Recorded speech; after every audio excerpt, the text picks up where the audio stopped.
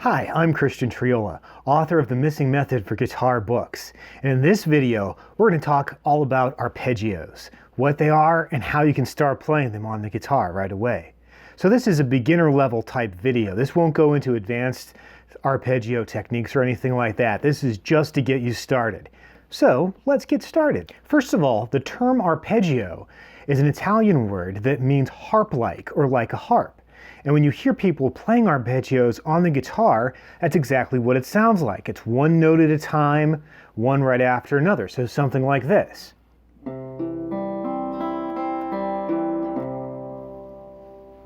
Now, even though it's harp-like, those notes aren't randomly selected. There's a logic behind them that I'm going to explain.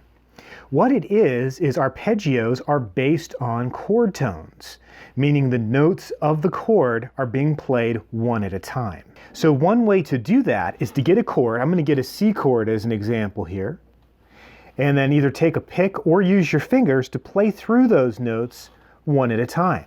Something like this.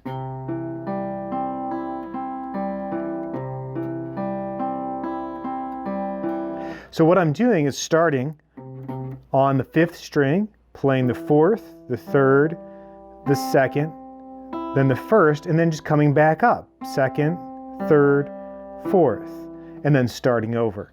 And that's a very easy way to start off playing arpeggios. Just take any chords you know and start playing them one at a time in time. So for example, I could take an E minor like I've got here and simply do the same thing.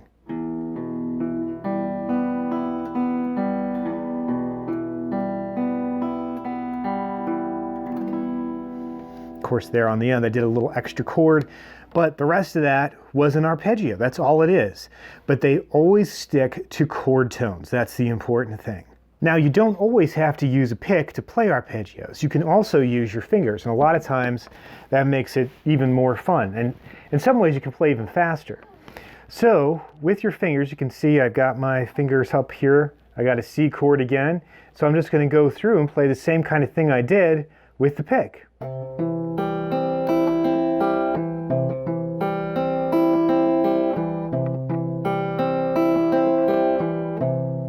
So I'm just going through those same notes, just playing with my fingers instead. And you can hear it does make a difference. You have a different kind of sound when you're using your fingers as opposed to the pick. Your other hand doesn't do a whole lot of work. It's all in the picking hand in this case. But when it comes to arpeggios, that's not the only way you can go about doing it. Sometimes you have to move your fingers around, and that's what we're going to talk about next. So the other way to play arpeggios is to first learn what notes make up a chord, and then find those notes on the guitar and play them one after another. So the example we're going to use is A major. So I'm going to get that chord, just a regular open A chord. You hear that's what it sounds like. Now if I look at my fingers, I can see I have the notes A, E, A again, C sharp on that 2nd string, 2nd fret, and then another E. So play those together, you have an A major chord. So if you take a look at what we have A, C sharp, E. Those are the 3 main notes of A major. So instead of doing like we did before, we can go through and play those notes one at a time, but instead of holding a chord down, we're going to find where those notes are on the guitar. So the simplest way to do that is think, okay, we have A, we have C sharp, and we have E. So this is where knowing your notes on the instrument comes in handy. So we're going to start this A with just the 5th string open. Then the C sharp is also on that string, so we're going to go to the 4th fret, and then we have the E, which is the 2nd finger at the 2nd fret on the 4th string. So we could play something like this.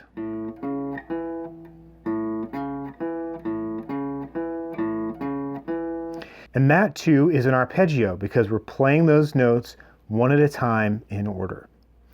Now you can hear with just those 3 notes, there's not a lot going on. So a lot of times we'll play those 3 notes plus the octave. So you'll have A, C sharp, E, A.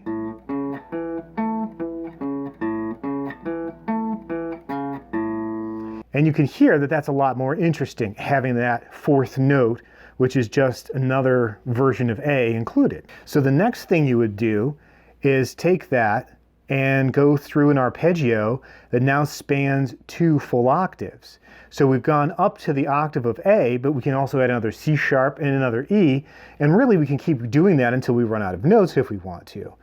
But on the PDF that you can download with this video, it shows you the 2-octave A major arpeggio. So I'm going to show you that right now. And we have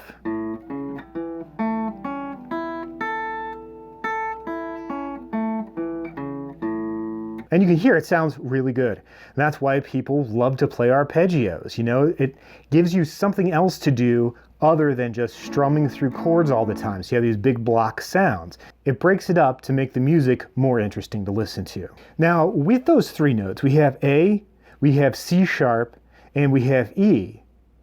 We don't have to start on the A. We can start on any one of those notes. And when you do that, that's called a chord inversion. So what we're going to do next is play the A major starting on C sharp. So here we go. We have C sharp, E, A, and then we can go backwards, of course.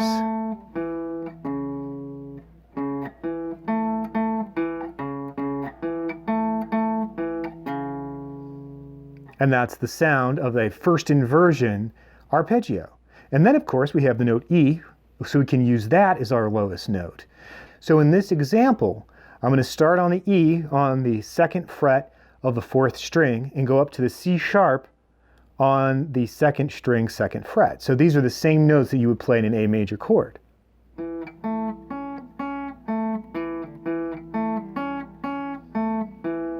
So you can hear it goes up, back, down, just like the other arpeggios, and you can see that I'm not holding it down, so you have a different effect then.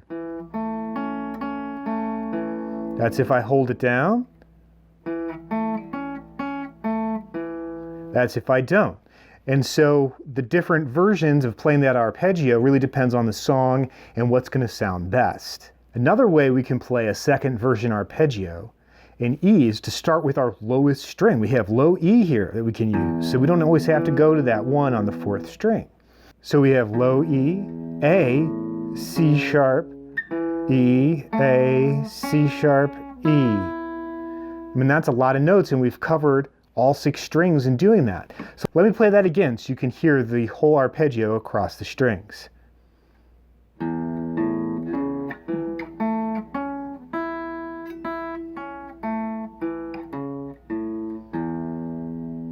And your ear almost wants to hear that final note, the A. And it sounds like it's over at that point. So it gives you a different way of playing the same arpeggio when you do those inversions. The next thing we're going to do is we can take those chords and extend them further.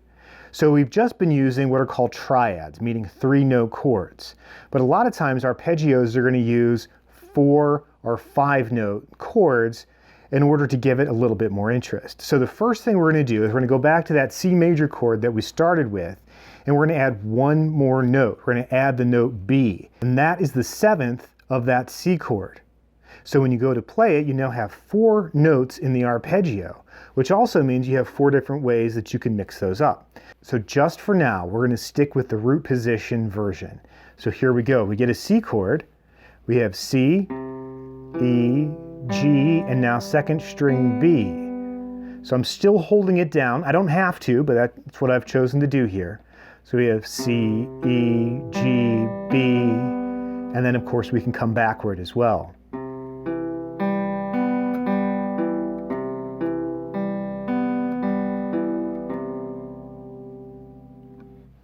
And so that's adding a 7th to the chord. Then we can also add a 9th to make it sound a little bit more interesting. And a 9th means you're starting on the note C, but then you're playing up to a note that's 9 notes away from C. And I know from having played it a bunch of times that that's the note D. But it's not the D that comes right after C, it's an octave beyond that. So we're going to add the note D to our C chord and see how it sounds. So here we go.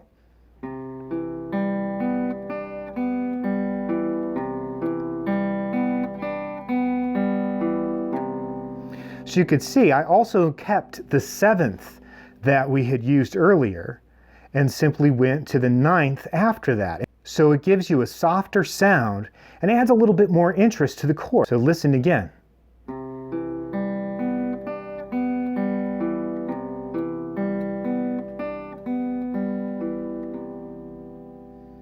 It's got a kind of a jazz flavor to it, which of course I really like.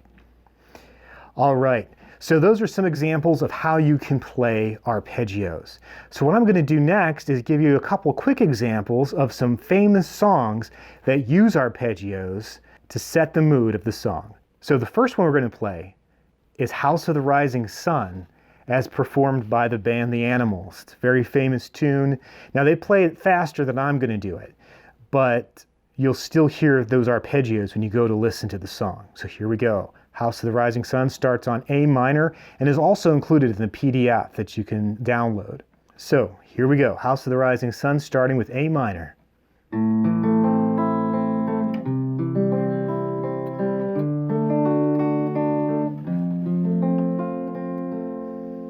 Then of course that's repeated a bunch of times and some chords change in there.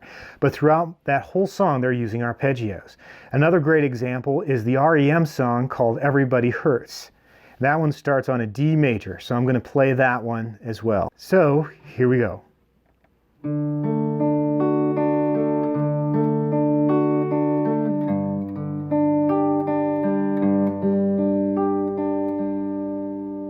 That of course is just the introduction part, but most of that song does use arpeggios. So that should get you started playing arpeggios. They're fun to play, they help you get to know the neck of your guitar better, and it helps you learn your chords even better as well. Now, if you're not as familiar with the 7th and 9th chords and some of those other ones we were talking about earlier, be sure to check out Guitar Chord Master Book 2, Beyond Basic Chords. It teaches a lot of those extended chords, different 7th chords, and all sorts of stuff. And it has a whole section on how to use a capo correctly and what the chords are when you are using a capo. So I hope that helps. Feel free to like and subscribe, and I'll see you in the next video.